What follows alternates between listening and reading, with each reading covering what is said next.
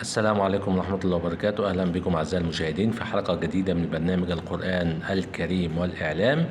نواصل في هذه الحلقة ما بدأناه فيما يتعلق بصفات الداعية إلى الله، والتي نعتبرها من أشرف الوظائف على الإطلاق من الصفات التي ينبغي أن يتحلى بها الداعية، منها التواضع، ودي صفة مهمة جدا. وأخذنا قبل كده مجموعة من الصفات، ولكن التواضع بيعني معرفته لأقدار الناس وخفض جناحه لهم والانصياع للحق دائما، وهو من ثمار المعرفة بالله القادر على كل شيء.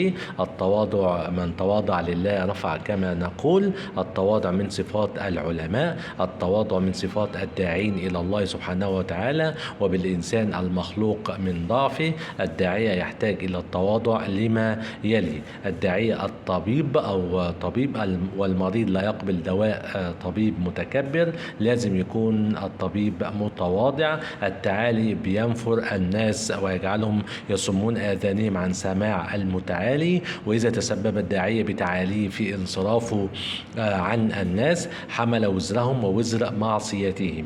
أيضا معرفة أقدار الناس وإعطاء كل ذي احترام حقه منه وله في رسول الله صلى الله عليه وسلم أسوة حسنة. على الداعي أن يكون قوي الصلة بالله سبحانه وتعالى، ودائم الخوف من الله سبحانه وتعالى ويراقبه في كل صغيرة وكبيرة، ومتصلا به ليلا ونهارا وفي كل وقت، ويعبد الله كأنه يراه، وشعاره في ذلك تقوى الله فقط لا غير،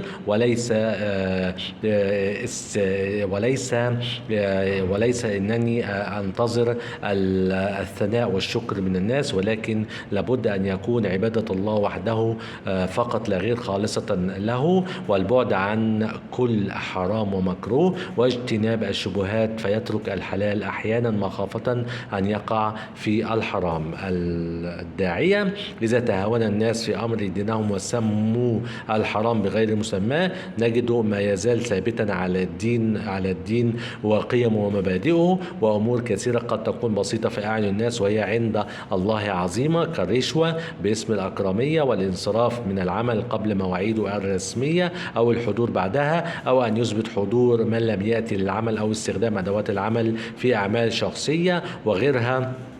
كثيرا من المحرمات انتشرت بين الناس وأوجدوا لها مبررات أو سموها بغير مسمياتها، فيتجنب ما يغضب الله حتى ولو شاع بين الناس. فرض الله عنده هو الأساس، لا يزعزع صلته بالله إحساسه بغربة ولا كلام الناس. كل هذا عن الداعية. وإذا كان الإيمان العميق ضروريا لكل مسلم، فهو للداعية أشد ضرورة، مع اعتماد الداعي على الله في كل أموره، فهو يثق في ربه ثقة كاملة بأنه يحفظه وينصره ويدفع الشرور عنه. قال تعالى: بسم الله الرحمن الرحيم: إن الله يدافع عن الذين آمنوا. صدق الله العظيم. وقال سبحانه وتعالى: لقد سبقت كلماتنا لعبادنا المرسلين إنهم لهم المنصورون وإن جندنا لهم الغالبون. ودي الآية 171 و 173 من سورة الصافات. وما دام الداعي ينصر الله أي ينصر دينه بالدعوة إليه، فإن الله سبحانه وتعالى ناصره، كما يقول في قوله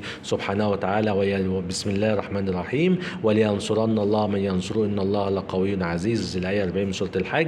فعلى الداعي أن يتيقن ذلك ولا يشك فيه أبدا، والداعي لا ييأس أبدا، لأن اليأس حرام أن يتسرب إلى قلوب الموصولة بالله، وإنما يدخل قلوب الكافرين المنقطعة صلتهم بالله. قال الله عز من قال: بسم الله الرحمن الرحيم: ولا تيأسوا من روح الله إنه لا ييأس من روح الله إلا القوم الكافرون. صدق الله العظيم. وعلى الداعية أن يتفكر في خلق الله سبحانه وتعالى، ويتأمل ويتدبر في آياته المبثوثة في نفسه وفي الكون والقرآن الكريم، عندما يلفت أنظار الداعية إلى هذه الآيات المنتشرة في الكون يدعو لعقيدة توحيد الخالصة. لقد اتسمت حياة سيدنا محمد صلى الله عليه وسلم الدعوية بصفات قيادية ناجحة استطاع من خلالها توحيد الصف ولم شمل المسلمين وجمع الكلمة وأقامة الدولة التي بلغ صداها المشرق والمغرب، وكان لقيادته الحكيمة صلى الله عليه وسلم لأمته نجاحا باهرا فقادها إلى ما فيه خيرها وصلاحها في الدنيا وفي الآخرة.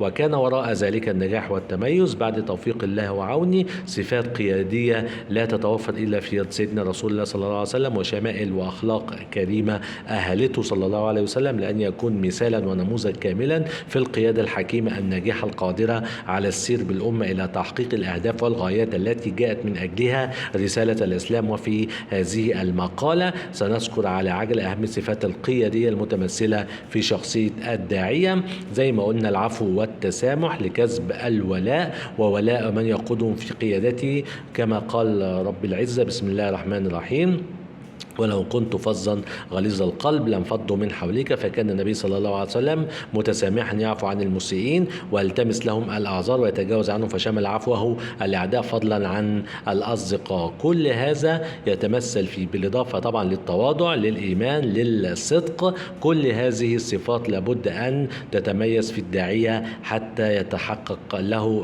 ما أراد ويبلغ رسالته بنجاح منقطع النظير، وهو الوصول إلى الناس والنجاح في وظيفته الداعية إلى الله. شكرا لكم وإلى اللقاء.